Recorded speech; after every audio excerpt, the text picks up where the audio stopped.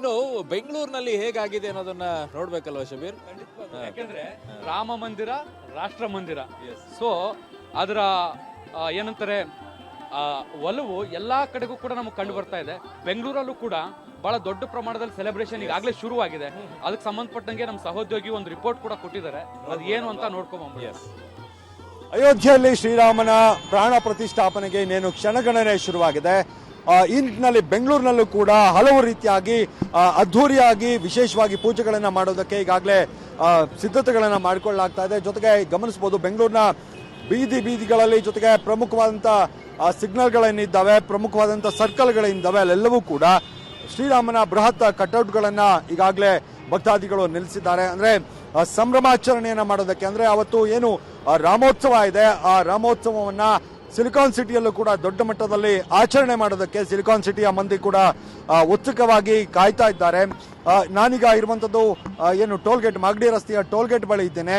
ಈ ಸರ್ಕಲ್ ಬೃಹತ್ ಸರ್ಕಲ್ ಇದು. ಇಲ್ಲಿ ಎಲ್ಲಿ ನೋಡಿದ್ರು ಕೂಡ ರಾಮನ ಕಟೌಟ್ಗಳನ್ನು ನಿಲ್ಲಿಸಿದ್ದಾರೆ. ಜೊತೆಗೆ ಕೇಸರಿಮಯ ಆಗಿರುವಂತಹ ವಾತಾವರಣ ಇಲ್ಲಿ ಕಂಡು ಬರ್ತಾ ಇರುವಂಥದ್ದು. ಎಲ್ಲ ರಸ್ತೆಗಳಲ್ಲೂ ಕೂಡ ಕೇಸರಿ ಬಾವುಟಗಳನ್ನು ಹಾಕಿರುವಂಥದ್ದು, ಕೇಸರಿ ಬಂಟಿಂಗ್ಸ್ಗಳನ್ನು ಹಾಕಿರುವಂಥದ್ದು, ಇವೆಲ್ಲವನ್ನು ಕೂಡ ಮಾಡಿದ್ದಾರೆ ರಾಮನ ಅಭಿಮಾನಿಗಳು. ಒಟ್ಟಾರೆ ಅಯೋಧ್ಯೆಯಲ್ಲಿ ಶ್ರೀರಾಮನ ಪ್ರಾಣ ಪ್ರತಿಷ್ಠಾಪನೆ ಆಗ್ತಾ ಇರುವಂಥದ್ದನ್ನ ಇಲ್ಲೂ ಕೂಡ ದೊಡ್ಡ ಮಟ್ಟದಲ್ಲಿ ಸಂಭ್ರಮಿಸೋದಕ್ಕೆ ಏನು ಸಿಲಿಕಾನ್ ಸಿಟಿಯ ಮಂದಿ ಕೂಡ ತಯಾರು ಮಾಡಿಕೊಂಡಿದ್ದಾರೆ. ಎಲ್ಲೆಲ್ಲೂ ಕೂಡ ಕೇಸರಿಮಯ, ಗೋವಿಂದರಾಜನಗರ, ವಿಜಯನಗರ ಆಗಿರ್ಬೋದು, ಬೆಂಗಳೂರಿನ ಹಲವು ಕಡೆಗಳಲ್ಲಿ ಇದೇ ರೀತಿಯಾದಂಥ ವಾತಾವರಣ ಕಂಡು ಬರ್ತಾ ಇದೆ. ಇನ್ನು ಏನು ರಾಮನ ಮೂರ್ತಿಯ ಜೊತೆಗೆ ಏನು ಫ್ಲೆಕ್ಸ್ನ ಜೊತೆಗೆ ರಾಮ ಮಂದಿರವನ್ನು ಕೂಡ ಇಲ್ಲಿ ಕಾಣಬಹುದು. ಹಳೆಯ ರಾಮ ಮಂದಿರದ ಬ್ಯಾನರ್ಗಳನ್ನು ಕೂಡ ಇಲ್ಲಿ ಹಾಕಿರುವಂಥದ್ದು. ಜೊತೆಗೆ ಮೋದಿಯವರನ್ನು ಕೂಡ ಇಲ್ಲಿ ಹೈಲೈಟ್ ಮಾಡಲಾಗಿದೆ. ಯಾಕಂದರೆ ಮೋದಿಯವರು ಯಾವ ಮಟ್ಟಕ್ಕೆ ಅಂದರೆ ಅವರ ಅವಧಿಯಲ್ಲಿ ರಾಮ ಮಂದಿರ ಉದ್ಘಾಟನೆ ಆಗ್ತಾ ಇರುವಂಥದ್ದನ್ನು ಕೂಡ ಸಂಭ್ರಮಿಸ್ತಾ ಇದ್ದಾರೆ ಜನ. ಒಟ್ಟಾರೆ ರಾಮ ಮಂದಿರ ಉದ್ಘಾಟನೆ ಆಗ್ತಾ ಇರುವಂಥದ್ದು, ಹಾಗೆ ಶ್ರೀರಾಮನ ಪ್ರಾಣ ಪ್ರತಿಷ್ಠಾಪನೆ ಏನು ಅಯೋಧ್ಯೆಯಲ್ಲಿ ಆಗ್ತಾ ಇದೆ ಅದನ್ನು ದೊಡ್ಡ ಮಟ್ಟದಲ್ಲಿ ಸಂಭ್ರಮಿಸುವಂಥದ್ದು. ಆ ದಿನ ಅಂದರೆ 22ನೇ ತಾರೀಕು ದೊಡ್ಡ ಮಟ್ಟದಲ್ಲಿ ದೇವಾಲಯಗಳಲ್ಲಿ ವಿಶೇಷವಾದಂಥ ಪೂಜೆಯನ್ನು ಮಾಡುವಂಥದ್ದು, ಜೊತೆಗೆ ಅನ್ನದಾನವನ್ನು ಮಾಡುವಂಥ ಕಾರ್ಯಕ್ರಮಗಳನ್ನು ಬಹುತೇಕ ಎಲ್ಲ ದೇವಾಲಯಗಳಲ್ಲೂ ಕೂಡ ಹಮ್ಮಿಕೊಳ್ಳಲಾಗಿರುವಂಥದ್ದು. ಒಟ್ಟಾರೆ ರಾಮನ ಪ್ರಾಣ ಪ್ರತಿಷ್ಠಾಪನೆ ಆಗ್ತಾ ಇರುವಂಥದ್ದನ್ನ ಇಲ್ಲಿ ದೊಡ್ಡ ಮಟ್ಟದಲ್ಲಿ ಸಂಭ್ರಮಿಸೋದಕ್ಕೆ, ಅವತ್ತು ರಾಮೋತ್ಸವವನ್ನು ಮಾಡೋದಕ್ಕೆ ಸಿಲಿಕಾನ್ ಸಿಟಿಯ ಜನ ಕೂಡ ಉತ್ಸುಕದಿಂದ ಕಾಯ್ತಾ ಇದ್ದಾರೆ. ಕ್ಯಾಮ್ರಾ ಪರ್ಸನ್ ಹೇಮಂತ್ ಜೊತೆಗೆ Madesh Anekal, public TV, Bengaluru. S Aravind, ಈಗ ಕರಸೇವಕರದ ಸ್ಟೋರಿ ತುಂಬಾ ಇದಾವಲ್ವಾ ಸರ್ ಅರವಿಂದ್? ಇನ್ನೊಂದು ಸ್ಟೋರಿ ಇದೆ ಅನ್ಸುತ್ತೆ ಅಲ್ವಾ? ಕರಸೇವಕರು ನಮ್ಮ ದೇಶಾದ್ಯಂತ ಸಿಗ್ತಾರೆ. 92ರ ಹೋರಾಟದಲ್ಲಿ ಮಾಡಿರ್ತಕ್ಕಂಥ ಕರಸೇವಕರು ಪಾಪ ತುಂಬಾ ಜನ ಅವರಲ್ಲಿ ಇಲ್ಲಿಗೆ ಬರಕ್ಕಾಗದೇ ಇರಬಹುದು, ಬಟ್ ಇವತ್ತಿನ ದಿನ ಅವ್ರ ಕಣ್ಣಲ್ಲಿ ಆನಂದ ಬಾಷ್ಪ ಅನ್ನೋದು ಹೇಗೆ ಬರ್ತಾ ಇದೆ. ಅವತ್ತಿನ ಕಷ್ಟಗಳು, ಎಲ್ಲೋ ದೋಣಿ ತಡಿಯಲ್ಲಿ ಮಲಗಿದ್ದು, ತಮ್ಮನ್ನು ತಾವು ರಕ್ಷಿಸ್ಕೊಳ್ಳೋದಕ್ಕೆ ಎಲ್ಲೋ ಔಸ್ಕೊಂಡಿದ್ದು, ಈ ಪಿಂಡ ಪ್ರದಾನ ಮಾಡೋ ಮಡಕೆನಲ್ಲಿ ಊಟ ತಗೊಂಡು ಬಂದು ತಿಂದಿದ್ದು, ಇದೆಲ್ಲವನ್ನ ಬೆಂಗಳೂರಿನ ಕರಸೇವಕ ಪುರುಷೋತ್ತಮ್ ಅವರು ನನ್ನ ಸಹೋದ್ಯೋಗಿ ಜೊತೆ ಹಂಚ್ಕೊಂಡಿದ್ದಾರೆ. ಅವ್ರು ಏನೇನು ಮಾತಾಡಿದ್ದಾರೆ, ಅವತ್ತಿನ ಅವ್ರು ಪಟ್ಟಂತಹ ಕಷ್ಟ ಏನು, ಅದೆಲ್ಲವನ್ನ ಹೇಳಿದ್ದಾರೆ. ನೋಡೋಣ. ರಾಮ ಜನ್ಮಭೂಮಿದು ಇಶ್ಯೂ 89ರಲ್ಲಿ ಒಂದು ಮೂಮೆಂಟ್ ಹೊತ್ತೋಗಿತ್ತು. ಮೊದಲಿಗೆ ರಾಮಜ್ಯೋತಿ ಮತ್ತು ರಾಮಶಿಲೆ, ನಂತರ ಅದ್ವಾನಿಯವರ 90ರಲ್ಲಿ ರಥಯಾತ್ರೆ ಒಂದು ಒಳ್ಳೆ ಮೊಮೆಂಟೋ ಕೊಡ್ತು ಅಯೋಧ್ಯೆ ರಾಮ ಜನ್ಮಭೂಮಿ ಇಶ್ಯೂಗೆ.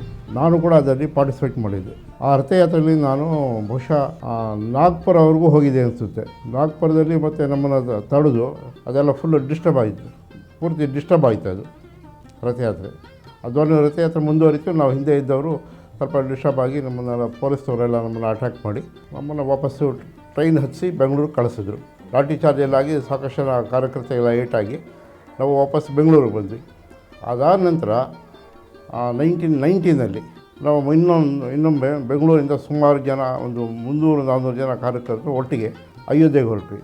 ಅಯೋಧ್ಯೆಗೆ ಹೋಗ್ಬೇಕಾದ್ರೆ ನಮಗೆ ಬಹುಶಃ ನಾಗ್ಪುರ, ಕಾನ್ಪುರದಲ್ಲೇ ನಮಗೆ ಭಾಳ ಅರೆಸ್ಟ್ ಆಗ್ತೀವಿ ಅಂತ ಒಂದು ಭಯ ಆಯಿತು ನಮಗೆ. ಹಾಗೆ ಮುಂದುವರೆದು ನಾವು ಅಯೋಧ್ಯೆ ರೀಚ್ ಆಗಲಿಲ್ಲ, ಬಟ್ ನಾವು ವಾರಣಾಸಿ ರೀಚ್ ಆದ್ವಿ.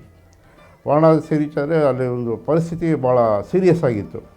ಎಲ್ಲೋದರೂ ಪೊಲೀಸವರೇ ಕಾಣಿಸ್ತಾಯಿದ್ರು, ಎಲ್ಲೋದ್ರು ನಮ್ಮನ್ನು ಒಂಥರ ಡೌಟಲ್ಲೇ ನೋಡ್ತಾಯಿದ್ರು, ಯಾರು ನೀವು, ಎಲ್ಲಿಂದ ಬಂದು ಎಲ್ಲಿ ಹೋಗ್ತಾ ಇದ್ದೀರಿ ಅಂತ ಬಿಟ್ಟು. ಎಸ್ಪೆಷಲಿ ಪೊಲೀಸವರು ಡ್ರೆಸ್ಸಲ್ಲಿ ಮತ್ತು ಸಿವಿಲ್ ಡ್ರೆಸ್ಸಲ್ಲಿ ಭಾಳಷ್ಟು ಜನ ನಮ್ಮನ್ನು ವಾಚ್ ಮಾಡ್ತಾಯಿದ್ರು. ನಾವು ಇಲ್ಲಿ ಇದ್ದರೆ ನಾವು ಅರೆಸ್ಟ್ ಆಗ್ತೀವಿ ಅನ್ನೋ ಒಂದು ಭಯದಲ್ಲಿ ನಾವೇನು ಮಾಡಿದ್ವಿ, ಮಣಿಕರ್ಣಿಕಾ ಘಾಟಿನಿಂದ ಸ್ವಲ್ಪ ಮುಂದೆ ಒಂದು ನಡುಗುಡ್ಡೆ ಥರ, ಅದು ಮರಳದು ನಡುಗುಡ್ಡೆ ಅದು. ನಾನು ಮತ್ತು ಸುರೇಶ್ ಕುಮಾರ್ ಮತ್ತು ನಮ್ಮೆಲ್ಲ ಭಾಳಷ್ಟು ಜನ ಸ್ನೇಹಿತರು ನಾವು ಅಲ್ಲೇ ವಾಸ ಮಾಡ್ಕೊಂಡಿದ್ವಿ. ಆಲ್ಮೋಸ್ಟ್ ನಾವು 5 ರಿಂದ 6 ದಿವಸ ಅಲ್ಲಿದ್ವಿ. ಪ್ರತಿನಿತ್ಯ ನನಗೆ ಹಿಂದಿ ಭಾಷೆ ಚೆನ್ನಾಗಿ ಗೊತ್ತಿದ್ದರಿಂದ ಪ್ರತಿನಿತ್ಯ ನಾನು ಬನಾರಸಿಗೆ ಬೋಟಲ್ಲಿ ಬಂದು ಅವ್ರಿಗೆ ಫುಡ್ಡು ನಮ್ಮ ಕಾರ್ಯಕರ್ತೆಲ್ಲ ಫುಡ್ ಗಿಡ್ಡೆಲ್ಲ ಏನು ತೊಗೋಬೇಕಂತ ಎಲ್ಲ ತೊಗೊಂಡು ಹೋಗ್ತಾಯಿದ್ವಿ. ಅದಾದ ನಂತರ ಸಂಘದ ಸೂಚನೆ ಬಂದ ಮೇಲೆ ನೀವು ಅಯೋಧ್ಯೆಗೆ ಹೋಗಲೇಬೇಕು, ನೀವು ಅಲ್ಲಿ ಇರಬಾರ್ದು ಅಂತ ಹೇಳ್ಬಿಟ್ಟು ಸೂಚನೆ ಬಂತು. ಆ ಸೂಚನೆಯನ್ನು ಪಾಲಿಸ್ಕೊಂಡು ನಾವು ವಾರಣಾಸಿ ಟೌನಿಗೆ. ಎಸ್, ಇವೆಲ್ಲವೂ ಕೂಡ ಇವತ್ತಿನ ಸುದ್ದಿಗಳಾಗಿತ್ತು. ಬಟ್ ಇವತ್ತು ಶನಿವಾರ, ನಾಳೆ ಭಾನುವಾರ, ಸೋಮವಾರ ಪ್ರಾಣ ಪ್ರತಿಷ್ಠಾಪನೆ ಆಗುತ್ತೆ. ನನಗೆ ಆಶ್ಚರ್ಯ ಏನು ಅಂತಂದ್ರೆ, ಈಗ 11 ಡಿಗ್ರಿ ಸೆಲ್ಸಿಯಸ್ ಇದೆ ಚಳಿ. ನಾವು ಅದರಲ್ಲಿ ನಿಂತ್ಕೊಂಡು ನಿಮ್ಗೆ ನ್ಯೂಸ್ ಅನ್ನ ಕೊಡ್ತಾ ಇದ್ದೀವಿ. 11 ಡಿಗ್ರಿ ಸೆಲ್ಸಿಯಸ್ ಇದ್ದೀವಿ ನಾವು ಡೆಫಿನೆಟ್ ಆಗಿ. ಆ ರೀತಿಯಲ್ಲಿ ಚಳಿ ಇದೆ. ಬಟ್ ನನಗೆ ಆಶ್ಚರ್ಯ ಏನು ಅಂದ್ರೆ, ಜನ ಯಾವ ಪ್ರಮಾಣದಲ್ಲಿ ಇವತ್ತು ಬರ್ತಾ ಇದ್ದಾರೆ ಅಂತಂದ್ರೆ, ಕಾಲಿಡೋಕ್ಕೂ ಜಾಗ ಇರದೇ ಇರೋ ಮಟ್ಟದಲ್ಲಿ ಅಯೋಧ್ಯೆಯಲ್ಲಿ ಜನ ಇದ್ದಾರೆ. ಅದ್ಭುತವಾಗಿ ನಾಳೆ ಭಾನುವಾರ ಅಂತೂ ಅಯೋಧ್ಯೆ ತುಂಬಿ ತುಳುಕುತ್ತೆ. ಈ ಪ್ರಮಾಣದಲ್ಲಿ ಅಯೋಧ್ಯೆ ಇಷ್ಟೊಂದು ಜನರನ್ನ ನೋಡಿದ್ಯೋ ನೋಡಿಲ್ವೋ ಅಂತ ನನಗಂತೂ ಅನ್ಸುತ್ತೆ. ನಾನು ಆಡ್ ಆನ್ ಮಾಡ್ತೀನಿ ಪ್ಲೀಸ್. ನಾನು ರಾಮ ಮಂದಿರ ಶಿಲಾನ್ಯಾಸಕ್ಕೆ ಬಂದಿದ್ದೆ. ಆವಾಗ ಕೋವಿಡ್ ಇತ್ತು. ಅವಾಗ್ಲೂ ಬಹಳ ದೊಡ್ಡ ಪ್ರಮಾಣದಲ್ಲಿ ಜನ ಸೇರಿದ್ರು. ಈಗ ನೋಡ್ತಾ ಇರುವಂತ ಸಂಖ್ಯೆ ನೋಡ್ತಾ ಇದ್ರೆ ಭಯಂಕರ ಅನಿಸ್ತಾ ಇದೆ. ಭವಿಷ್ಯತಿ ಇದೊಂದು ಐತಿಹಾಸಿಕ ಕ್ಷಣಕ್ಕೆ ಸಾಕ್ಷಿ ಆಗತ್ತೆ. ಈ ದಿನ ಯಾರೆಲ್ಲ ಇರ್ತಾರೋ ಅವರಂತೂ ತಮ್ಮ ಜೀವನದ ಪೀಳಿಗೆ ನೆನಪಿಟ್ಕೊಳ್ಳುವಂತ ದಿನ ಅಂತ ಅನಿಸುತ್ತೆ.